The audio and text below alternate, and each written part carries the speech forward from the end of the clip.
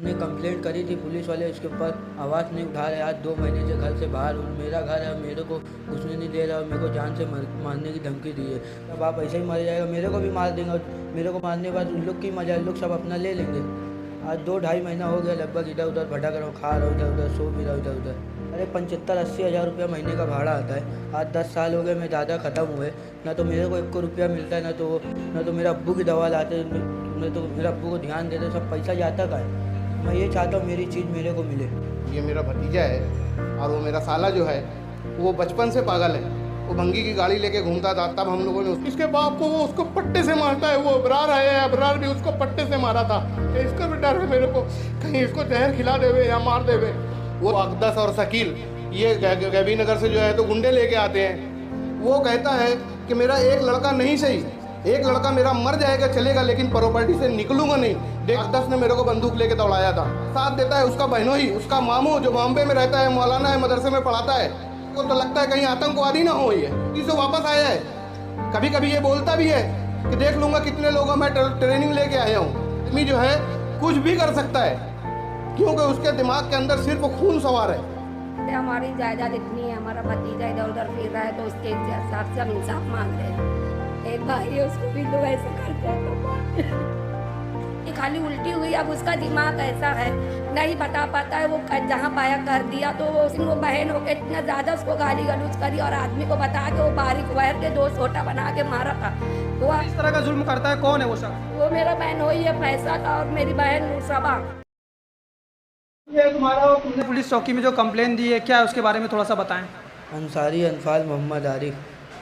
हमने कंप्लेंट करी थी, पुलिस वाले इसके ऊपर आवाज़ नहीं उठा रहे। आज 2 महीने से घर से बाहर हूँ। मेरा घर है, मेरे को घुसने नहीं दे रहा और मेरे को जान से मारने की धमकी दी है। मेरे फुप्पा का नाम है अंसारी मोहम्मद फैसल अबरार। धमकी कौन दे रहा है तुमको? अकदस। अकदस कौन है? फैसल का भाई है।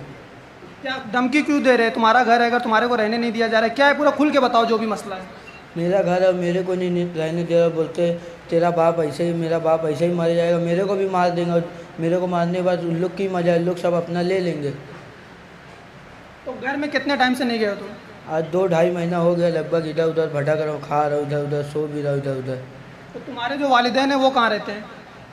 मेरा अब्बू घर ही में रहते, उसके साथ ही। तो उनकी क्या कंडीशन है अभी? मेरे अब्बू की हालत इतनी बेकार है, उनका क्या भरोसा कब क्या हो जाए। धमकी क्यों दिया जा रहा है, कुछ बता सकते हैं उसके बारे में? धमकी इसीलिए दिया जा रहा है कि अभी मेरा अब्बू तो वो लायक का है नहीं। मेरे अब्बू को मार देंगे तो फिर क्या, मेरे को भी इधर उधर सल्टा देंगे, फिर इनको तो और मज़ा आ जाएगी, बोलेंगे सब मेरा ही है, अब कोई टेंशन ही नहीं मेरे को। क्या ज़्यादा प्रॉपर्टी है इसके लिए ऐसा मसला हो रहा है? हाँ, प्रॉपर्टी तो ज़्यादा ही है। क्या प्रॉपर्टी है, कितना भाड़ा आता है, उसके बारे में थोड़ा सा बताएं। अरे 75-80 हज़ार रुपया महीने का भाड़ा आता है। आज 10 साल हो गए, मेरे दादा ख़त्म हुए, ना तो मेरे को 1 को रुपया मिलता है, ना तो मेरे अब्बू की दवा लाते, ना तो मेरे अब्बू को ध्यान देते, सब पैसा जाता का है, ना तो मेरे को देते। मैं भी अपना कमा के इधर उधर खर्चा चलाता हूँ। खाली घर में खाना खाता हूँ, उसके लिए भी तो चिल्लाते, बोलते फोकट का खा रहा हूँ। मैं तेरे बाप का, मैं तेरे बाप का खा रहा हूँ, अपने बाप दादा का खा रहा हूँ, तू कौन होता है बोलने वाला। इसकी कंप्लेन कहीं दिया है तुमने? अरे ACP DCP सब पुलिस चौकी से में दे दिए, लेकिन पुलिस वाले आवाज़ ही नहीं उठा रहे। आप क्या चाहते हो? अब मैं ये चाहता हूँ मेरी चीज़ मेरे को मिले। ये मेरा भतीजा है, मेरे साले का लड़का है। मेरा साला है मोहम्मद आरिफ मकबूल अहमद। मैं बचपन से यहाँ रहता था, इसकी पैदाइश मेरे सामने हुई है, समझे ना। और वहाँ पे रहते ये लोगों ने, मेरे छोटे मामू हैं निसार अहमद हबीबुल्ला, उन्होंने जब मेरे मामू का इंतकाल हुआ, मैं मालेगांव से आया था, तो यहाँ पे बैठक हुई, बात हुई, तो उन्होंने ये कहा कि भाई न तू रहेगा न रेहान रहेगा। रेहान जो है तो वो मेरे खाला का लड़का है, इनकी बुआ का लड़का है। तो उन्होंने ये चीज़ कहा कि न तू रहेगा न रेहान रहेगा, ये रहेगा, ये मेरा ख़ानदान है। तो उन्होंने उसको रखा। आज 8 साल हो गया है, न तो एक पैसे का हिसाब देता है, अनफाल उससे हिसाब मांगता है, खर्चा मांगता है तो उसको मारता है। और वो मेरा साला जो है वो बचपन से पागल है। वो भंगी की गाड़ी लेके घूमता था, तब हम लोगों ने उसको नहीं मारा, लेकिन ये उसको पट्टे से मारता है। हम लोगों ने उसको कभी नहीं मारा है, लेकिन इसके बाप को, वो उसको पट्टे से मारता है। वो अबरार है, अबरार भी उसको पट्टे से मारा था। मैं देखा तो मेरे को बहुत तकलीफ़ हुई थी, लेकिन अब इसके ऊपर वो लोगों ने हाथ उठाना चालू कर दिया। इसका भी डर है मेरे को, कहीं इसको जहर खिला देवे या मार देवे। वो तो पागल है, वो तो अपनी मौत मर जाएगा, उसको इजाज़त में डाल दिए हैं कि आज नहीं तो कल मर जाएगा, लेकिन इसके ऊपर भी डर है।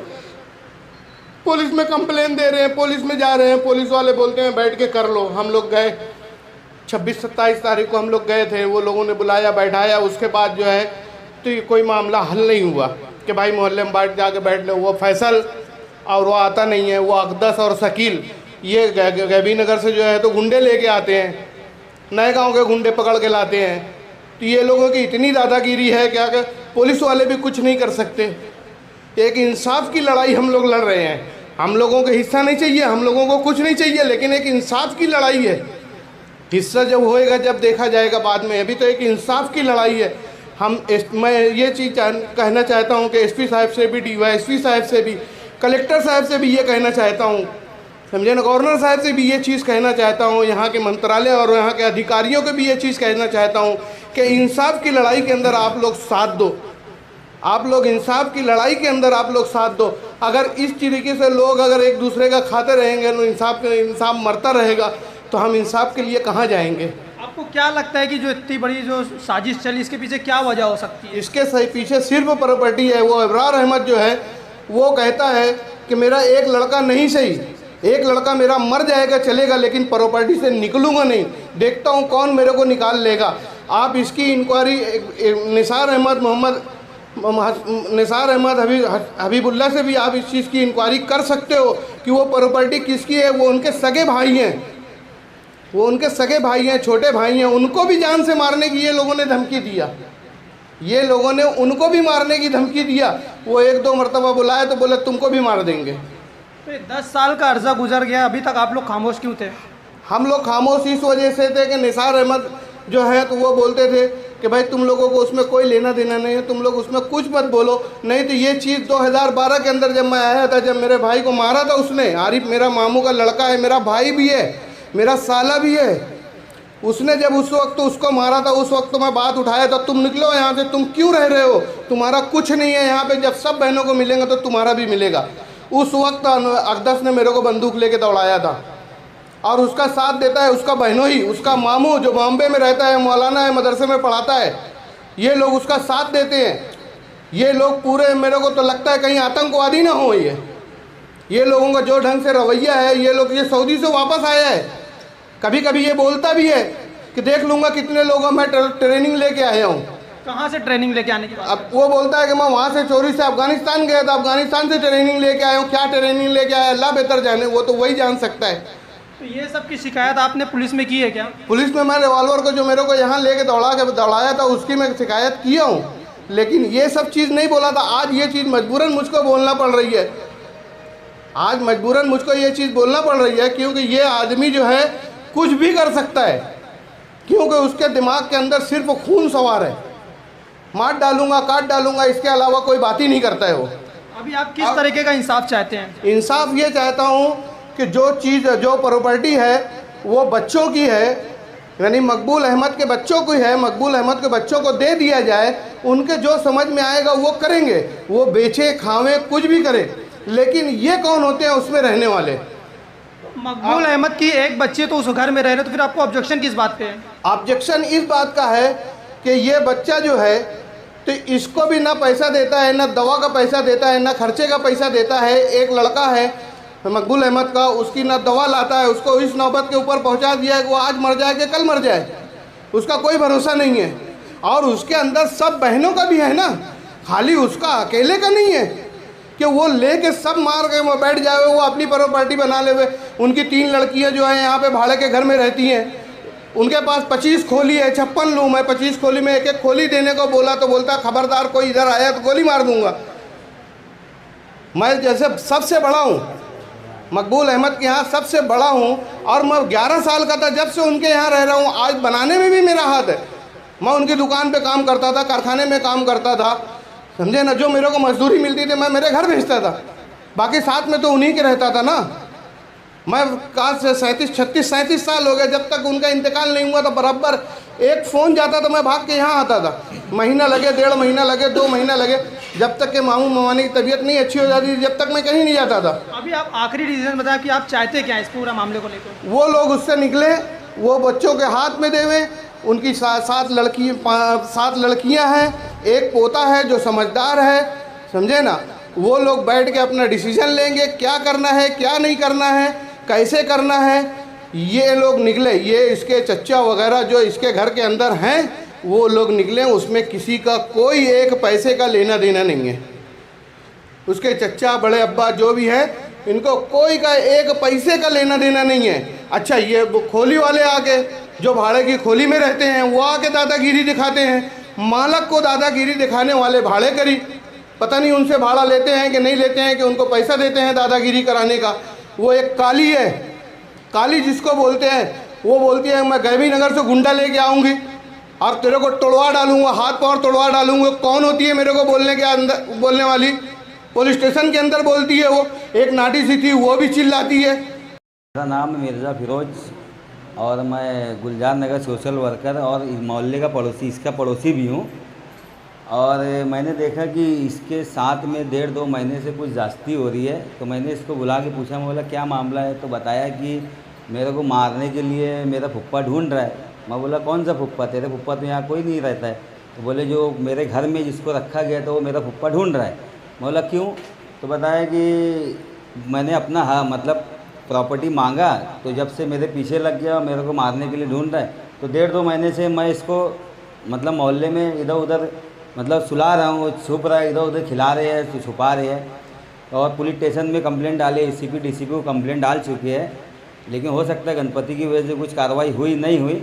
लेकिन आगे देखते हैं। अभी मोहल्ले वाले सब है और जितने मोहल्ले वाले सब इसके पक्ष में है, इसके समर्थन में है कि भाई इसको जल्दी से जल्दी इसकी चीज़ इसको मिलना चाहिए। बाकी और आप मीडिया वाले हैं, आप हमारी आवाज़ पहुँचाओ जहाँ पे पुलिस स्टेशन में जहाँ पे भेजना है पहुँचाओ, वहाँ पे इसको जल्दी जल्दी इसके घर में भेजो। नहीं तो अगर से कल कुछ हो जाता है तो इसके जिम्मेदार कौन रहेगा? चाहेंगे पूरे मामले पे आप थोड़ा बताइए। हम लोग इसलिए जमा हुए हैं, सब 7 बहन हैं हम लोग के अम्मी अब्बू नहीं हैं, वो इंतकाल कर चुके हैं। और मेरा एक भाई है, वो पागल है, और एक भतीजा है। तो उसमें ना मेरे अम्मी अब्बू के घर में मेरी बहन रहती है, चाचा के यहाँ हुई है। तो वो लोग ज़बरदस्ती करते हैं और झगड़ा करते हैं, और भाई को भी सही से देखते नहीं हैं और न भतीजे को, और हर दम झगड़ा करते हैं। उसके जान का खतरा है, वो इधर उधर भागा फिर रहा है। बोलने जाओ तो उन लोग झगड़ा करते हैं, दादागिरी करते हैं। हम लोग ये चाहते हैं जो कुछ भी है वो हमारे भतीजों को मिलना चाहिए, वो लोग घर में से निकले। कौन लोग रह रहे हैं घर में? मेरे चाचा लोग हैं। चाचा लोग आपके घर में क्यों रह रहे हैं? वो मेरे चाचा के यहाँ एक बहन हुई है ना, तो इसके लिए वहाँ पे वो मेरे अब्बा का इंतकाल हुआ था, तो वो लोग घर में आके आए थे मैयत की सुन के, तो वो लोग निकले ही नहीं घर में से। मतलब नाजायज़ तरीके से रह रहे हैं। दादागिरी तो चाचा कहाँ, अगर बहन हुई है तो बहन को चाचा कहाँ रहना चाहिए ना? हाँ, तो वो अपने घर रहे ना जाके, जैसे सब बहन लोग अपने घर रहते, वो भी अपने घर रहे जाके। बोलने जाओ तो झगड़ा करते हैं वो लोग, दादागिरी करते हैं। किस तरीके की बात करते हैं जब बात करो? जाओ तो मारपीट करने जाते हैं। और एक बार तो मेरे चाचा मेरे को सीढ़ी पे तो ढकेल भी दिए थे। कौन चाचा, नाम बताइए। अबरार। हमारी जायदाद इतनी है, हमारा भतीजा इधर उधर फिर रहा है, तो उसके हिसाब से हम इंसाफ मांग रहे हैं। एक भाई है, उसको भी लोग ऐसे करते हैं तो मैं जाती हूँ, वो मेरे को बताता, मेरे माँ बाप मेरे सहारे उसको इतना वो करे, वो मेरे को ज़्यादा वो करते, जो कुछ होता है वो मेरे को ही बताता है। इतना लड़ते हैं और मेरे को तो इतना ज़्यादा लड़ते हैं कि अभी पागल का दिमाग एक्टिंग करके मुझे गाली भी दिया सबके बीच में, मगर मैं एक लफ्ज़ नहीं बोली और वापस आ गई। आज 22 दिन से घर पे भी नहीं गई। मैं यहाँ रहती हूँ भाई, रोज़ जाती हूँ उन लोग को देखने के लिए, खाली जाती हूँ। वो भी मेरे को बैठना दुश्वास को सिखाते थे, वो भी मेरे को भगाता था। पहले उसकी तो समझ नहीं थी, जो था वो करो, मेरे को कोई वो नहीं था।